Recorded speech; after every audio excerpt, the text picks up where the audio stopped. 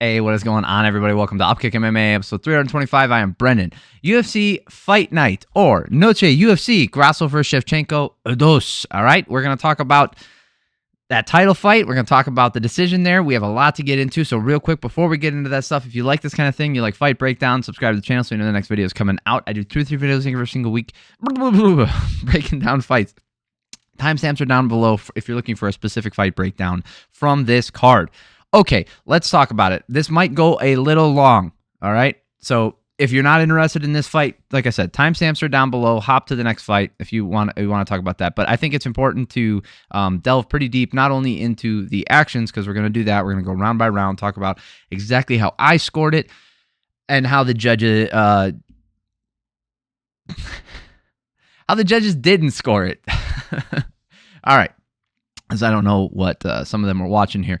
By the way, a lot of weird scorecards. We'll get into them when we go through here. Some strange scorecards here, and I think Valentina Shevchenko might have been onto something as to why. I don't think it was nefarious. I think part of it was a little bit of home cooking. Anyway, fight starts out, hard low kick to the body and good kick to the body from Shevchenko. She landed that body kick many times in this first round, especially when Grasso was standing orthodox. Shevchenko entered and she's entering and just getting out of range. She's landing really well. Grasso was less active, but she was landing a couple nice shots as well.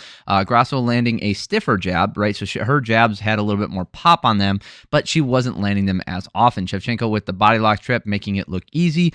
She went for some subs on the ground, lost position, safe ending to the round against the cage for Shevchenko, taking this round easily 10-9. Looking at the scorecards here, the significant strikes here, 14-12 in favor of Shevchenko. Control time, minute and 20 seconds. Not a lot of controversy here. This first round was cut and dry, easy peasy. Shevchenko, let's go. Second round, fast 1-2 from Shevchenko lands great. Commentary is really pushing Grasso, especially DC, right? He was all over the Mexican fighters all night, and I don't know if he was caught up in the moment, but DC has a habit, just like any other human does, of like a favoritism, and his comes out so hard, and he's also not the best analyst. So when someone like Dominic Cruz picks a favorite, you can hear it, but he can still be analytic about what's actually going on, or he'll just be quiet, whereas DC won't shut his blabbermouth up and just pushes his narrative. It's not like I don't hate DC as a person. It's just like on commentary, he can get in these modes that just drive you up a wall when you're listening to him. Like sometimes you want to shut it off. Hard left hand from Shevchenko and then a right from Grasso drops Shevchenko. Biggest shot of the fight, hands down, no question. Hardest shot of the fight was from Grasso. Okay, Grasso lands some hard knees and uppercuts in the clinch, and then Shevchenko with the double leg and gets on top at 250. So she spends the rest of the round on top. Now, Shevchenko was not able to land damage on the ground, so 19-19. Now, you look at the striking numbers here, 28-15 in favor of Grasso. Clearly her round. 3 minutes of control time for Shevchenko. That's because she was on top. Now, listen to what DC says here. He says, Grasso's starting to take over, so Shevchenko needs to reset. If the round had ended with Grasso putting it on Shevchenko, I would agree with you. But Shevchenko reset mid-round by getting the takedown, realizing that, oh, hey, it wasn't going my way. I'm going to get my wits back about me. Did she win the round? Absolutely not. But Grasso, she was not dominating the rest of the round. She spent 2 minutes and 50 seconds on her back. Last time I checked, that's not a dominating round. Low kicks from Shevchenko and a decent 1-2. Grasso landing a harder jab, but just not landing as much yet again. Shevchenko gets the knee pick and finishes a beautiful double leg. Grasso tries to get up and gets caught in a guillotine and then gets mounted. You could give this round a 10-8. Foreshadowing. You could give this round a 10-8 because of that guillotine attempt, and Grasso really didn't threaten any serious offense here in the third round. You look at the striking numbers here, they got 9-4 in favor of Shevchenko. You look at the control time, 3 minutes and 16 seconds with that really deep guillotine attempt, okay? That was a very good guillotine that she turned into a mounted guillotine. That was maybe not the closest from finishing. It's hard to tell from the angles, but it looked really good. It looked deep, and Grasso just gritted it out. The thing is, you could give that a 10-8 because that round clearly wasn't Grasso. Shevchenko clearly won it. I didn't give it a 10-8, but you could. So I had a 29-28 for Shevchenko. Now, this is where things get interesting. So, the jab counter right hook from Shevchenko. Grasso's waiting too much. Great 1-2 from Shevchenko, dodging the damage coming back at her. Grasso landing a bunch of knees to the head, even though they could be illegal, but because of the rule set. So, there was some controversy here because at one point, Grasso has she defends the takedown. She starts landing knees, and Shevchenko's hand was down. But in the new organized rule set and blah, blah, blah, blah, blah, you have to have both hands down. So this is part of the confusion of MMA in general. Not everybody uses the same rule set. Some places, if you have your fingertips down, that's a grounded opponent. Some places you need both palms down. That's a grounded opponent. So she defended against him and then continued on. But that was part of the issue, right? In this round. So Grasso landing a bunch of knees to the head, right? And then she gets a body lock drop and attempts an armbar, but loses position. Hard jab from Shevchenko and nice elbow busting up Grasso. Hard right hand from Shevchenko, stopping Grasso in her tracks. Shevchenko getting the body lock trip and right back up.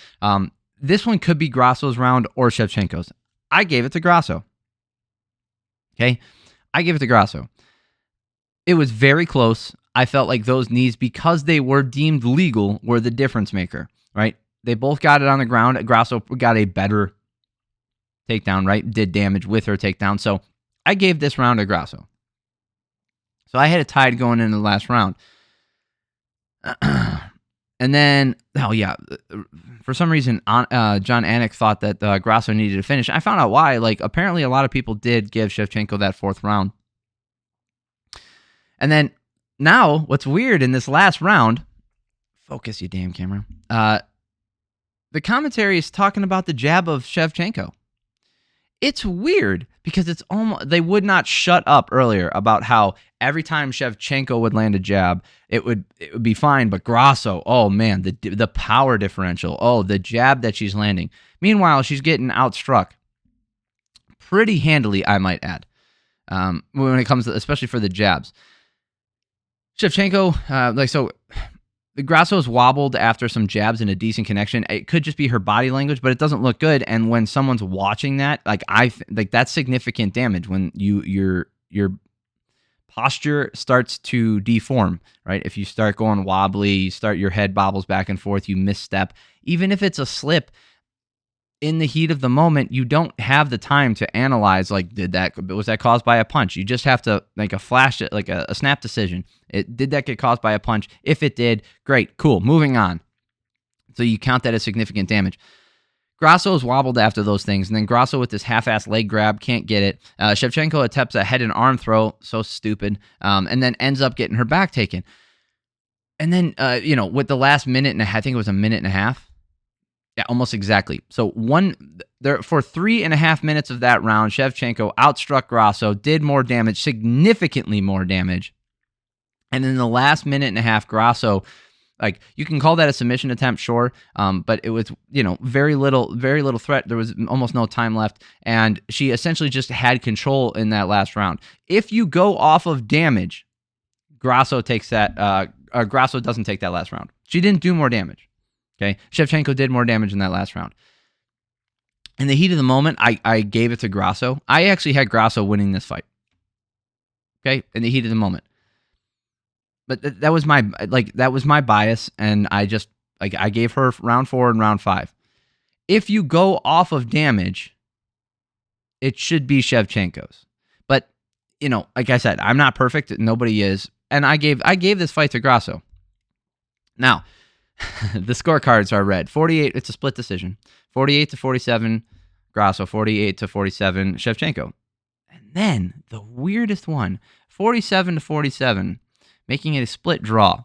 Also, okay, so we'll talk about that. We'll talk about the scorecards because this was just fucking hilarious. Like the ineptitude of not only the crowd to know what's happening, but also the fighter herself. Grasso gets to keep her belt. There should be very little excitement about this, but she gets to keep her belt, so, I get kind of that. Grasso says, I landed the harder punches, therefore I am the winner of the fight. And DC says, but it was a draw. So you didn't win this fight, because you didn't win this fight. Shevchenko says the judges felt pressure to give the fight to Grasso. because it's on Mexican Independence Day. Also, Shevchenko broke her right thumb in the first round and still was throwing jabs with it. That's crazy. So, let's talk about Shevchenko's comment just for a second here. Saying that because it's Mexican Independence Day and then you just take that at face value and you're like, oh, that's ridiculous. Is it though? The crowd was filled with Mexican fans. Okay? Nothing wrong with that. That's fine, especially when you load the card with Mexican fighters. You're clearly marketing to Mexican fans. You're going to get Mexican fans in the crowd. Anything Grasso did, super excited. Anything Shevchenko did, nothing. Therefore, you can sway the judges. Home cooking. It's what happens. It happens all the time when the UFC goes to different countries. This happens all the time. I don't think it's that ridiculous to say. Now let's look at those scorecards, shall we? First 3 rounds, no surprises. Shevchenko 1 and 3. Grasso number 2. Got it. Round 4, slight disagreement here. Right? Mike Bell and Saul D'Amato both gave Shevchenko round 4. Sure. The thing is, like, if you don't count those knees because you thought they were illegal, in the moment, you don't have time to like confer with the judges or confer with the referees and like the rule book and all this other stuff in the state you're in and everything. And to be honest, like if they saw it cage side and they didn't think they were landing very hard and they were just pointless knees, that could be one thing too, because they didn't really have an effect on Shevchenko. So I understand giving Shevchenko that 4th round. I didn't. Junichiro Kamijo gave that 4th round to Grasso. Now this last round, all 3 judges gave it to Grasso. Okay.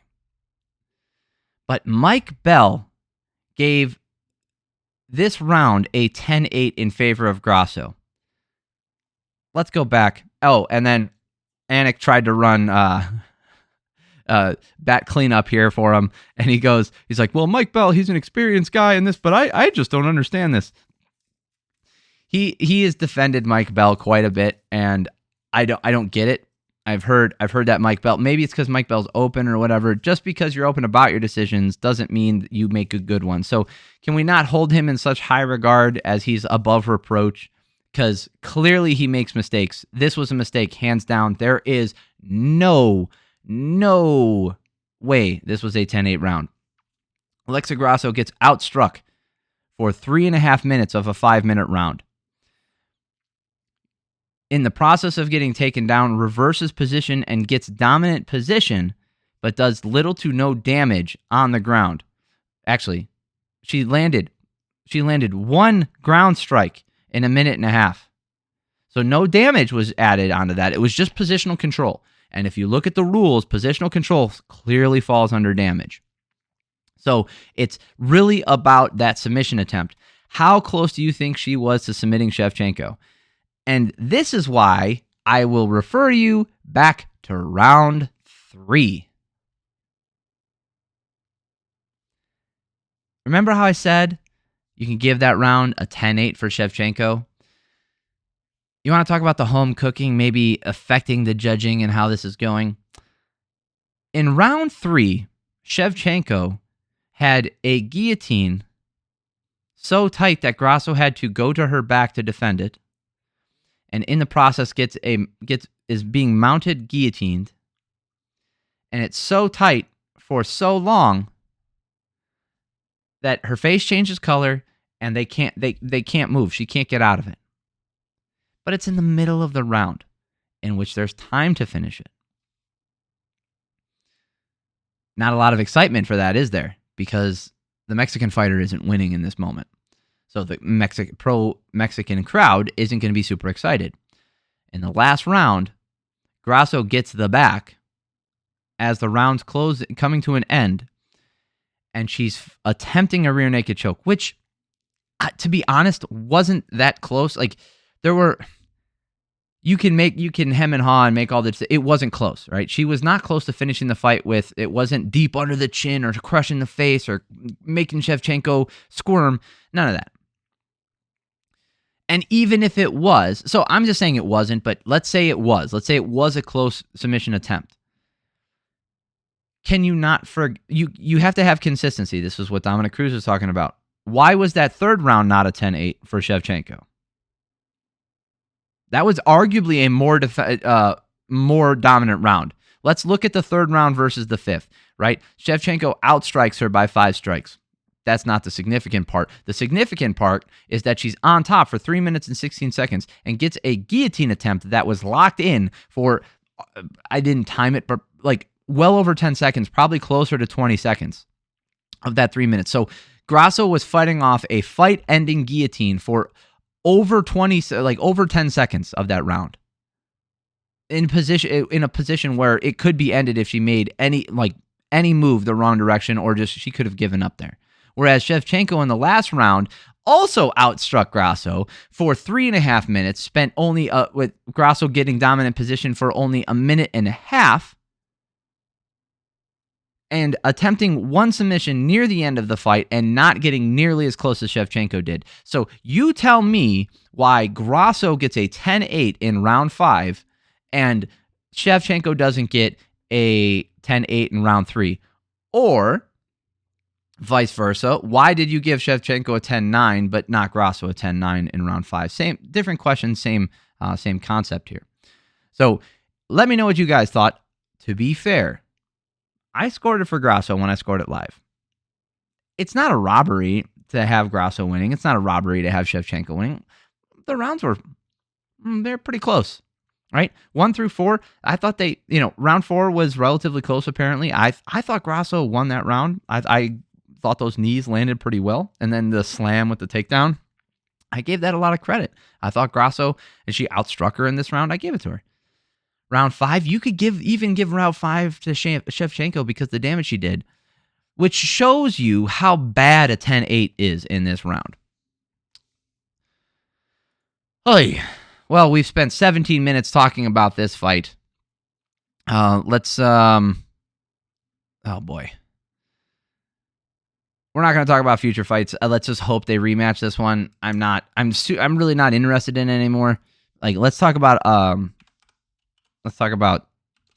guess a fun fight. Kevin Holland versus Della Maddalena. Interesting fight. Maddalena landing some low kicks. Holland talking to him early in this first round. Holland reaching and grabs the collar tie to land some tight hooks with Maddalena responding. Maddalena landing a high kick, landing some nice hooks to the body, coming up top after that. They exchange elbows in tight, hard right hand counter from Holland, another 1-2 from Holland as he's backing up. Maddalena staying disciplined and tight on defense as he moves in and out, landing more in this round. I thought he won this round. Now, looking at the striking numbers, it is not as clear cut as I thought. I thought Maddalena landed way more, and it could be because of where those strikes were going. So he landed 4 more up top and 3 more to the body, whereas Holland landed 6 more to the legs. So generally speaking, when that happens, you think that the person who's landing to the body and to the head are landing more, especially when they're punches. I gave it to Maddalena. I thought even let's say, like, because it was so close, it was 41-40 in favor of Maddalena. I thought Maddalena landed enough to get this one. There were some weird scorecards on this one too. Holland using the front kick and the side kick to keep range, landing to the body really well in the second round. Holland keeps giving Maddalena his back, right? So he would throw up the Philly shell, right, hide behind that lead shoulder, and then he would just turn his back and just completely expose his back to Maddalena, and Maddalena would not, capitalize on it necessarily. He wouldn't go after the takedown or anything, but it was working for Holland. Holland with a great right hand, Maddalena landing a nice leg kick, and then Holland walks him across the cage, landing a beautiful 3-jab combo. His jab was on point. Holland picking up the volume and doing a better job avoiding the damage from Maddalena. Maddalena landing a 5-hook combo, going up top and then to the body, and then finishing up top. Those were some really nice punches in this round. He just got outstruck by so much. Holland attempted a takedown and landed a nice elbow on the break and a right hand. Very close round, but the optics give it to Holland. So if you look at how many strikes were thrown and how many strikes landed, it was 49-34 in favor of Holland, with Holland throwing 127 strikes the person throwing more strikes is more active. That does count for something when everything else is equal, but everything else was not equal. Holland outstruck him. It's 19-19 going to the third. Great right hand from Maddalena to counter the jab. Holland using the light kick and just touching Jack, and then spins and lands a really nice spinning elbow in tight. Holland leaning back and slipping to avoid the damage, landing in tight. Holland is darting in and landing and then getting out of range, but the commentary team is only talking about Maddalena. Maddalena throwing a bunch, but Holland's blocking all of it. And then in the very end of this round, which it was a close round, Maddalena landed some, threw a bunch of stuff, and that's what swung it over. I thought that he did land harder strikes in this round. It was close because it was 38-30 for significant strikes in favor of Holland, but I thought Maddalena won this one. But then the commentary was talking like, oh, he won for sure. I don't think so. This last round was pretty close. Like, Maddalena got outstruck, and they were talking like Maddalena landed more strikes. Again, looking at the strike placement, 17-17 for the head strikes. And, the ones from Maddalena did land a little bit harder when they did. But it's about perspective, because if you go back and look, Holland was dipping and rolling with those punches and moving back really well. Let's look at the scorecard, shall we? Because Mike Bell was the dissenting judge here as well. Mike Bell, he gave the first 2 rounds to Kevin Holland.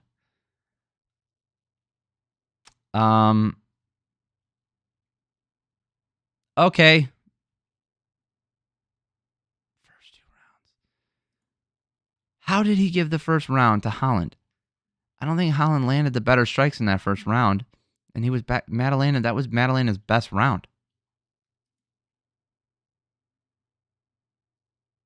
The last round was close. That's all right. Again, guys, nobody is above reproach here. If Mike Bell gave the last round to Holland, I could understand it. But the first round, I don't think so, guys. You tell me. Maybe I'm wrong. Let me know what you guys think. Let me know what you guys thought about it. All right, let's start flying through some of these things. Raul Rosas Jr. taking on Terrance Mitchell.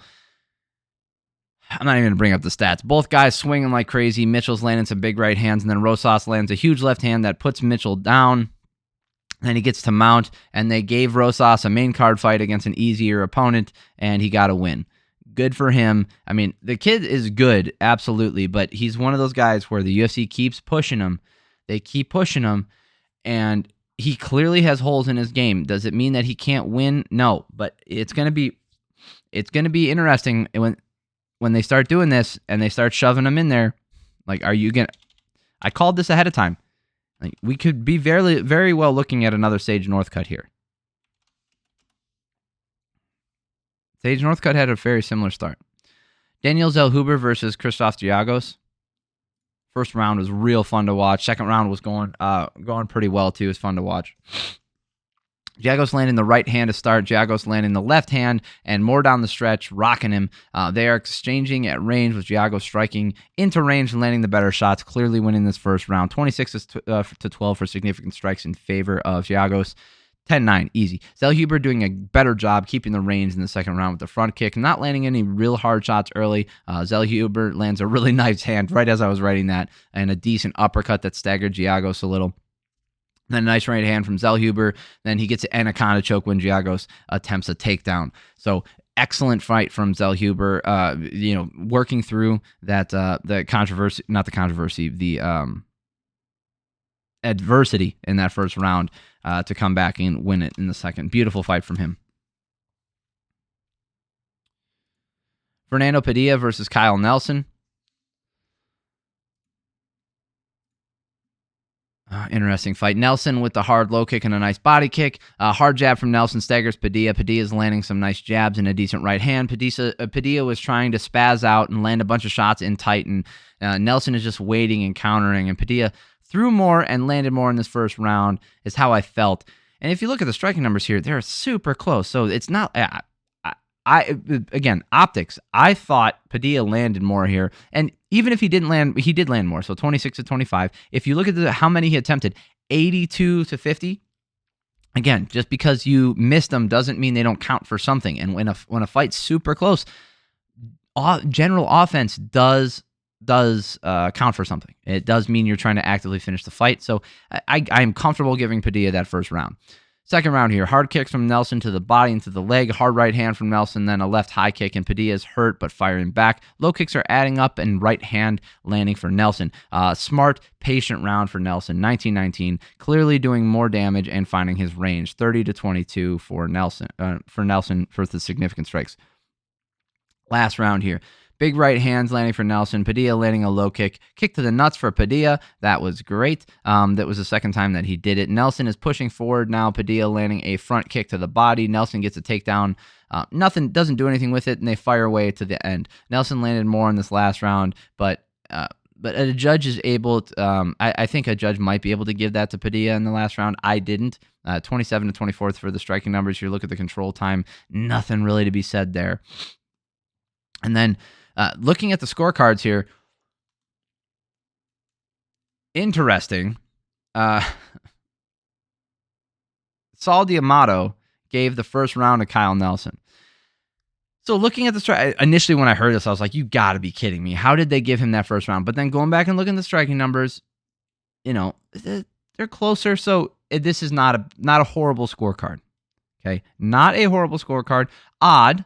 Right, based off what I saw, I don't agree with it, but it's arguable, so that's fine. All right, guys, we've really talked about these fights for too long. Yeah. So if you guys are interested in the prelims, it'll be in the next video. Thank you guys so much for stopping by. If you like this kind of stuff, subscribe to the channel so the next video is coming out. If you like this video, hit the like button. I'd appreciate that.